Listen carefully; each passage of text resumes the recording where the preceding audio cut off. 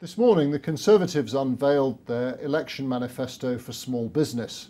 David Cameron presented some pledges before an audience of businessmen, and with me to discuss the Conservative plans and the reaction from business to them is our business editor, Sarah Gordon. Sarah, what sort of reception did the Prime Minister get from business this morning? A relatively mixed one. I mean, I think there was widespread acknowledgement that he'd focused on some of the specific issues that small businesses, as opposed to big business, feel most strongly about. I think a number of people have raised with me questions about promises being turned into delivery, things being promised before that haven't actually manifested themselves. So I think it wasn't met with universal pleasure. Now, you're mentioning the difference between what small business wants and big business.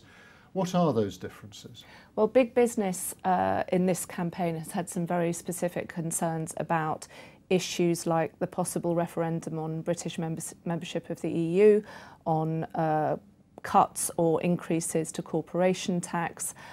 These aren't so high on the agenda for small businesses. Small businesses tend to have some very specific requirements, such as ending the scandal of late payments to suppliers is very high up on the agenda for them. So is access to broadband, which is something that the Conservatives have promised wider action on over the last 5 years and have really not delivered very well on. So the requirements of small business are really quite different from those of bigger business. And is Labour doing a better job of it in their offer to small businesses?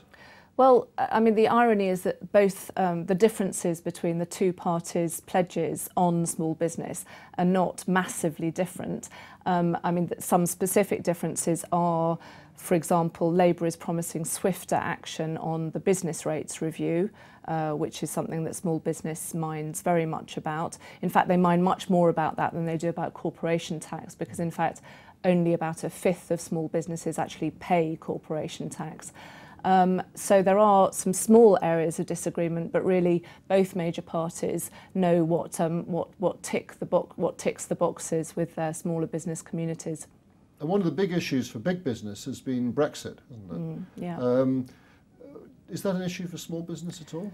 It's a huge issue, but I think it's fair to say, I mean, certainly the reporting that we have done suggests that big business speaks with a pretty unanimous voice on Brexit, in that they are opposed to it. They see pretty uniformly negative consequences. Small businesses, on the other hand, have a much broader spectrum of opinion, and they tend to be much more concerned about, for example, the very heavy burden of regulation which they feel the EU imposes on them, concerns over what they see as gold plating of EU regulations. So they tend to be far less in favour of continued British membership, or at least membership without very significant reform, than the big business community does. But of course, Labour's hope is that by ruling out a referendum on EU membership, that would neutralise any other problems they might have with business, and businesses would be won over by this commitment to no referendum. Do you think that strategy is working for them?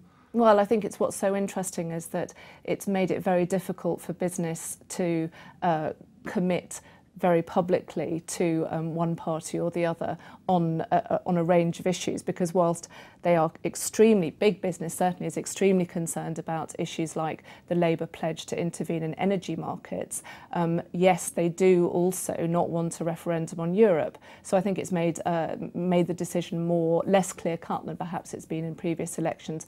I mean, for smaller businesses, that message from Labour is not a powerful one. What is much more powerful with small business is pledges to, for example, move more swiftly on business rates. Right, well, it's not long now until we find out which way business will decide to cast its ballots. It's only just over a week to go till the election. That's all we have time for now, but Sarah, thank you very much for joining me. Thank you.